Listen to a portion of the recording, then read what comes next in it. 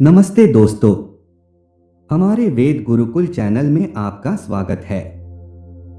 आशा है कि आपने हमारा दूसरा वीडियो देखा होगा और इसे पसंद किया होगा। यदि नहीं तो कृपया पहला और दूसरा वीडियो देखें क्योंकि ये है तीसरा भाग है। बेहतर समझने के लिए चलिए बिना समय गवाए अपना वीडियो शुरू करते हैं। गायत्री मंत्र के लाभ भाग तीसरा।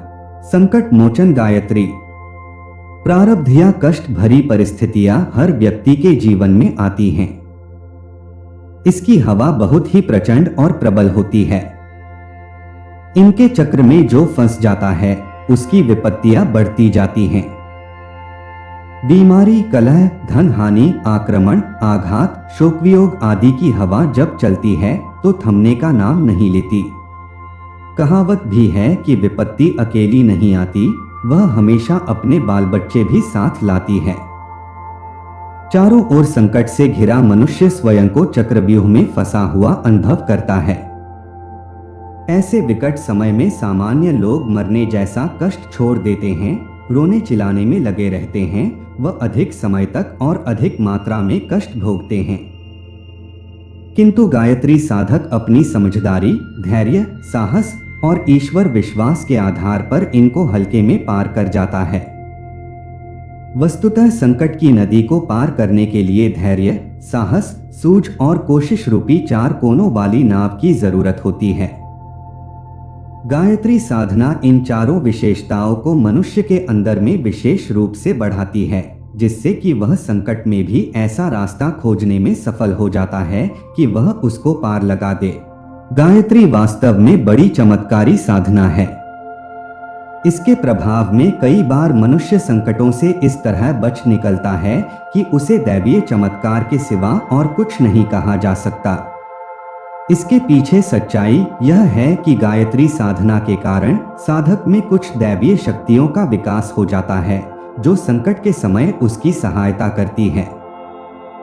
प्रायः देखा यह जाता है कि जो व्यक्ति साधना करके अपने मन और बुद्धि को संयत और शुद्ध बना लेते हैं और ईर्ष्या द्वेष के भावों को त्याग कर दूसरों के प्रति कल्याण की भावना रखते हैं, उनकी रक्षा दैवीय शक्तियां स्वयं करती हैं। धरती की कामधेनु गायत्री। पुराणों में उल्लेख आता है कि स्वर्ग में देवताओं के पास कामधेनु गाय है जो अमृत जैसा दूध देती है। उसे पीकर देवता लोग सदा सुखी, संतुष्ट और प्रसन्न रहते हैं। इसकी एक विशेषता यह भी है कि इसके समीप जो जाता है उसकी सभी इच्छाएं पूरी हो जाती हैं। स्वर्ग की इस कामधेनु की सच्चाई तो देवता ही जाने, किंतु इस धरती पर यह कामधेनु गायत्री शक्ति ही है। गायत्री उपासना से सभी तृष्णाएं शांत होने लगती हैं। असंभव, अनावश्यक और अनुपयोगी कामनाओं का शमन हो जाने से अपने आप वह स्थिति बनने लगती है जिसे मनोकामना पूर्ति कहते हैं। वास्तव में मनुष्य का असली रूप आनंद भरा है। आनंदमन रहना ही उसका प्रधान गुण है। दुख के हटते और मिटते ही वह मूल स्वरूप में पहुंच जाता है। मनुष्य भी स्वर्ग के देवताओं की तरह आनंदित रह सकता है यदि उसके कष्ट कारणों का समाधान हो जाए। गायत्री साधना यही काम करती है। मनुष्य के दुखी व परेशान रहने के मूल तीन ही कारण हैं। 1. अज्ञान अर्थात नासमझी, 2. अशक्ति अर्थात दुर्बलता और 3. अभाव दरिद्रता। अज्ञानता अर्थात नासमझी। इसके कारण ही व्यक्ति उल्टा पुल्टा सोचता है। जो नहीं सोचना चाहिए वह सोचता है और उलझनों में फंसकर हैरान, परेशान व दुखी रहता है। अपनी शक्ति व क्षमता का सही ज्ञान न होने के कारण ऐसे असंभव काम हाथ में लेता है जिनमें असफलता और निराशा ही हाथ लगती है। दूसरे व्यक्ति व परिवेश की सच्चाइयों की सही जानकारी न होने के कारण झूठी आशा, अपेक्षा और कल्पनाओं में जीता है। अंतः खिन्नता और निराशा में घुटता हुआ दुखी रहता है। अपनी नासमझी के कारण ही दूर के फायदों को न सोचता हुआ क्षणिक सुख व लाभ के चक्कर में ऐसे काम कर बैठता है कि पीछे दुख और पश्चाताप ही हाथ लगते हैं। उल्टी सोच के कारण छोटी छोटी बातें भी बड़ी दुख भरी लगती हैं। परिजन बंधुओं की मृत्यु, साथियों की भिन्न रुचि और परिस्थितियों के उतार चढ़ाव आदि स्वाभाविक है, किंतु अपनी अज्ञानता के कारण व्यक्ति इन्हें नकारता है और सोचता है कि मैं जैसा चाहूं वैसा ही हो। प्रतिकूलता सामने आए ही नहीं। इस असंभव आशा के विपरीत जब घटना होती है तो भारी कष्ट होता है। अशक्ति अर्थात दुर्बलता मनुष्य को कदम कदम पर घोर पीड़ा व यातना भरा जीवन जीने के लिए विवश करती है।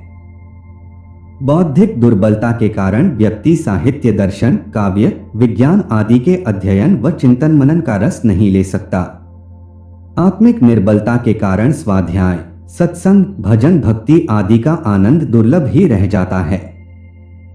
इतना ही नहीं, कमजोरों को मिटाने के लिए प्रकृति का उत्तम की रक्षा का सिद्धांत काम करता है। निर्बलों को मिटाने सताने के लिए अनेकों चीजें प्रकट हो जाती हैं। छोटी छोटी बातें भी उन पर भारी पड़ती हैं। सर्दी जहां खिलाड़ियों को मजबूत बनाती है, कमजोर को सर्दी, निमोनिया व गठिया जैसी समस्याएं खड़ी करती है। कमजोर को दुहक कष्ट ही नहीं, भले तत्व भी आशाप्रद लाभ नहीं दे पाते, वहीं सबल वीर दुहक कष्ट भरी चुनौतियों के बीच ही अपनी शक्ति व गुणों का विकास करता है। साधनों के अभाव में योग्य व समर्थ व्यक्ति भी बेबस व लुंच-पुंज महसूस करते हैं और दुहक उठाते हैं। अण्वस्त्र, मित्र सहयोगी, धनौषधि व पुस्तक आदि के अभाव में तरह तरह की पीड़ा व कठिनाई उठानी पड़ती है। गायत्री रूपी कामधेनु की ह्रीं सद्बुद्धि प्रधान, श्री समृद्धि प्रधान और क्ली शक्ति प्रधान तीन शक्तियां अपने साधक के अज्ञान, अशक्ति और अभाव जन्य कष्टों का समाधान करती हुई उसके दुहकों को दूर करती है। हर युग में गायत्री महिमा का गुणगान अपनी अद्वितीय विशेषताओं के कारण ही गायत्री महाशक्ति को भारतीय संस्कृति की जननी होने का गौरव प्राप्त है। हर युग में ऋषि मुनियों, महापुरुषों एवं विद्वानों ने इसकी महिमा का गुणगान किया है। अथर्ववेद में गायत्री की स्तुति में इसे साधक को आयु, प्राण, शक्ति, कीर्ति, धन और ब्रह्म तेज देने वाला बताया गया है। विश्वामित्र के अनुसार गायत्री के समान चारों वेदों में कोई मंत्र नहीं है। भगवान मनु के अनुसार गायत्री से बढ़कर पवित्र करने वाला और कोई मंत्र नहीं है। योगीराज याज्ञवल्क्य के अनुसार यदि एक तराजू में एक ओर समस्त वेदों को और दूसरी ओर गायत्री को तोला जाए तो गायत्री का पलड़ा भारी रहेगा। अत्रि मुनि के अनुसार जो व्यक्ति गायत्री तत्व को भली भांति समझ लेता है उसके लिए संसार में कोई दुहक शेष नहीं रह जाता। महर्षि वेदव्यास कहते हैं कि जैसे फल का रस शहद, दूध का सार घी है, उसी प्रकार वेदों का सार गायत्री है। सिद्ध की हुई गायत्री कामधेनु के समान है। ऋषि भरद्वाज के अनुसार ब्रह्मा आदि देवता भी गायत्री का जप करते हैं, वह ब्रह्मा साक्षात्कार कराने वाली है। नारद जी का कथन है कि गायत्री भक्ति का ही स्वरूप है। जहां भक्ति रूपी गायत्री है वहां नारायण के निवास होने में कोई संदेह नहीं करना चाहिए। इसी तरह के विचार प्रायः सभी ऋषियों के मिलते हैं। बुद्धि, तर्क और प्रत्यक्षवाद के इस युग के दार्शनिकों व आध्यात्मिक महापुरुषों ने भी गायत्री के महत्व को उसी प्रकार स्वीकारा है जैसा कि प्राचीन काल के ऋषिमुनि लोग मानते थे। रविंद्रनाथ टैगोर के अनुसार भारतवर्ष को जगाने वाला मंत्र इतना सरल है कि उसका एक श्वास में ही उच्चारण किया जा सकता है और वह है गायत्री मंत्र। स्वामी विवेकानंद इसे सद्बुद्धि का मंत्र होने के नाते मंत्रों का मुकुटमणि मानते थे। रामकृष्ण परमहंस इसकी अद्भुत शक्ति को मानते थे व लंबी साधनाओं की बजाय इस छोटी सी गायत्री साधना का सुझाव दिया करते थे। मदन मोहन मालवीय जी इसे ऋषियों के द्वारा दिए गए अमूल्य रत्नों में सर्वोपरि मानते थे, जो आत्मा को प्रकाशित कर तमाम बंधनों से मुक्ति देती है और लौकिक अभावों को दूर करती है।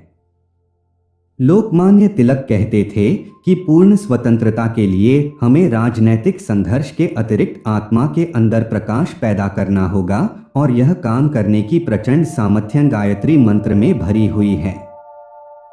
प्रकाशित करने वाली प्रचंड शक्ति मानते थे तथा उन्होंने कईयों को साधना के बतौर गायत्री का जप बताया था। आज के लिए इतना ही।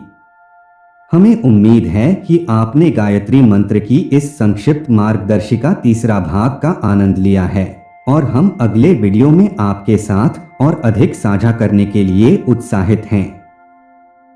कृपया चैनल को सब्सक्राइब करें और यदि आपका कोई प्रश्न या टिप्पणी है तो कृपया हमें बताएं। धन्यवाद।